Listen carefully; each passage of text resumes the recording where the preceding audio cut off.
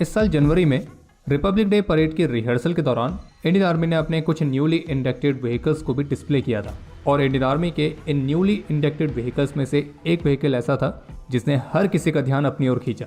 हम बात कर रहे हैं इंडियन आर्मी के अभी तक के सबसे एडवांस ऑल टेरेन व्हीकल एटॉर N1200 की। तो चलिए जानते हैं कि क्या खास बात है इस विशालकाय मशीन की। तो स्वागत है आप सभी का डिफेंस ज्ञान सीरीज के एक और बेहद ही फ्रेश एपिसोड में। So without wasting any time let's begin.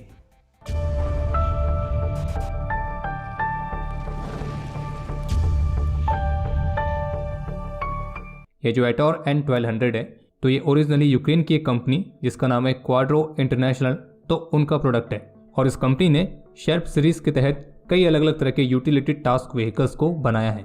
ये जो क्वाड्रो इंटरनेशनल है ये किसी भी अन्य ऑटोमोबाइल कंपनी की तुलना में काफ़ी अलग है क्योंकि इनका विजन है ऑफ रोड ट्रांसपोर्टेशन में एक नई क्रांति लाना और ऐसा वो करना चाह रहे हैं एक ऐसे व्हीकल को क्रिएट करके जो कि मोटरसाइकिल की एजिलिटी और एक कार की स्टेबिलिटी इनके कॉम्बिनेशन के साथ आए। और इसलिए इस कंपनी के आइकॉनिक शेप सीरीज के जो ऑल टेरेन व्हीकल्स हैं तो ये कुछ उसी तरह का कमाल करके दिखाते भी हैं जिन्हें बनाया गया है दुनिया भर के कुछ चुनौतीपूर्ण इलाकों को भी जीतने के लिए।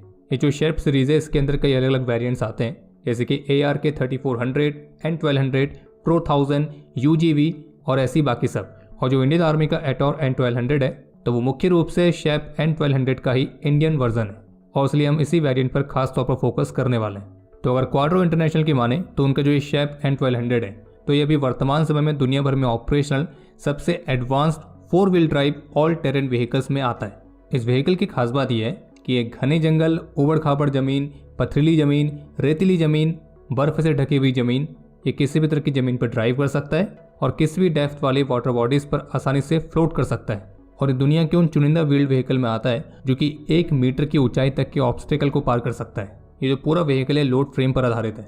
ये एक 4 व्हील ड्राइव व्हीकल है जो कि चेन मैकेनिज्म के माध्यम से वर्क करता है और इसके ड्राइव में जो चेन इस्तेमाल होती है वो कंटिन्यू लुब्रिकेट होती रहती है, यानी कि इसको मेंटेनेंस की जरूरत भी नहीं पड़ती है। इसमें जो 71 इंचेस के 4 बड़े बड़े टायर्स लगे हुए हैं तो उनको इन्फ्लेट करने के लिए यानी कि इनमें हवा भरने के लिए आपको बाहर से किसी इक्विपमेंट की जरूरत नहीं है, बल्कि इसके जो टायर हैं वो ऑटोमेटिकली इस व्हीकल के ही एग्जॉस्ट सिस्टम से इन्फ्लेट होते हैं और एक सिंगल बटन को प्रेस करके आप इन बड़े बड़े टायर्स में कुछ ही मिनटों के अंदर हवा भर सकते हैं। इतना ही नहीं बल्कि इस व्हीकल के चारों टायरों के बीच में जो आपको गोल सा ढक्कन जैसा दिख रहा है तो वो इसका रिम नहीं है बल्कि वो एक्स्ट्रा डीजल टैंक है और ये आपको इस व्हीकल के चारों टायरों में मिलेगा। और इसके टायर्स में जो एक्स्ट्रा डीजल टैंक है उनकी कैपेसिटी भी 56 लीटर्स है और वैसे ये 95 लीटर्स की टैंक कैपेसिटी के साथ भी आता है। ये व्हीकल साउंड प्रूफ भी है और रस्ट प्रूफ भी है क्योंकि इसमें सेल्फ हीलिंग कैपेबिलिटी वाले रैप्टर पॉलीयूरेथीन पेंट का इस्तेमाल किया गया है।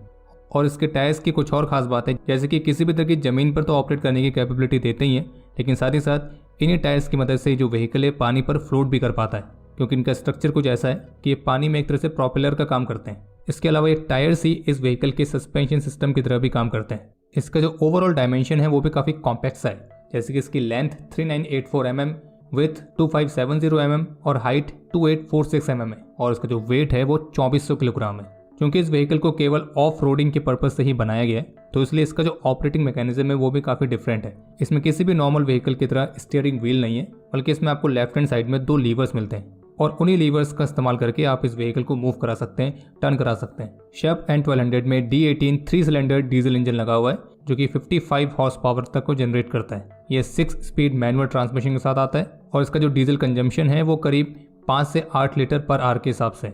कंपनी क्लेम करती है कि आप इसे -40 डिग्रीज से +45 डिग्रीज तक के टेम्परेचर में ऑपरेट कर सकते हैं। जमीन पर इसकी मैक्सिमम स्पीड है 40 किलोमीटर पर आवर जबकि पानी में इसकी मैक्सिमम स्पीड है 6 किलोमीटर पर आवर। इस व्हीकल का जो बॉटम साइड है, जो नीचे का हिस्सा है, उसे हाई स्ट्रेंथ स्टील से बनाया गया है और वो पूरी तरह से फ्लैट है। इसकी जो प्राइमरी बॉडी लेयर है वो एल्यूमिनियम से बनी हुई है और जबकि आर्मी एप्लीकेशन के लिए मिलिट्री स्टैंडर्ड्स के अनुसार इसमें केवलर और कंपोजिट आर्मर शामिल किए जा सकते हैं और जबकि इनकमिंग फायर से बचाने के लिए ट्रूप्स की सेफ्टी के लिए भी इसमें एड-ऑन्स किए जा सकते हैं।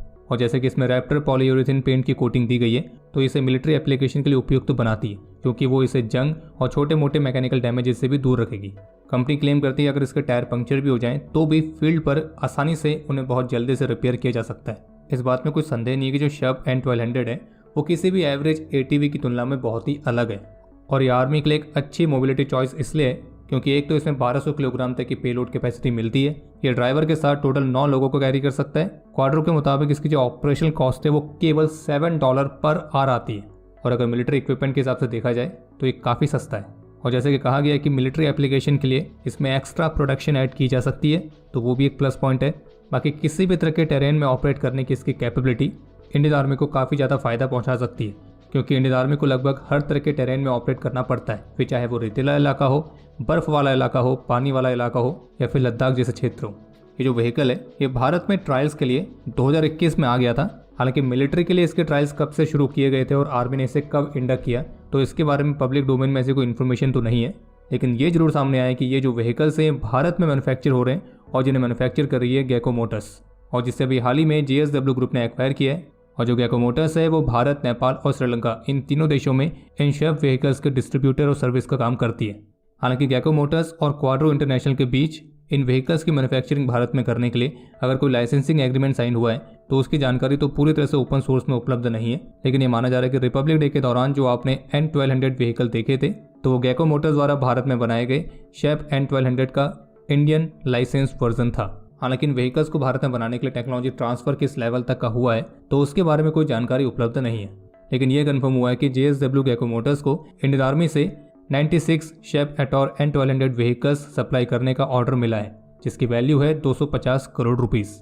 बाकी इंडियन आर्मी से मुख्य रूप से बॉर्डर पेट्रोलिंग, किसी सर्च एंड रेस्क्यू ऑपरेशन और किसी रिमोट एरिया पर ट्रांसपोर्टेशन पर्पज के लिए खास तौर पर इस्तेमाल कर सकती है। बाकी कहना पड़ेगा जो शेप N1200 है, तो इसके अंदर जिस तरह की कैपेबिलिटीज़ हैं, तो वो कैपेबिलिटीज़ भारत के रिक्वायरमेंट्स को देखते हुए बिल्कुल सूटेबल बैठती हैं, और निश्चित रूप से इंडियन आर्मी की फ्लीट में इंडक्टेड किसी बीस्ट मशीन से कम नहीं है। बाकी इस व्हीकल को आप 10 में से कितने नंबर देंगे, कमेंट सेक्शन में शेयर जरूर करना।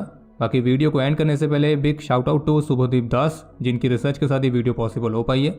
और इससे रिलेटेड एक आर्टिकल हमारी ऑफिशियल वेबसाइट defenseexp.com पर भी पब्लिश किया गया है, आप उसको भी चाहे पढ़ सकते हैं।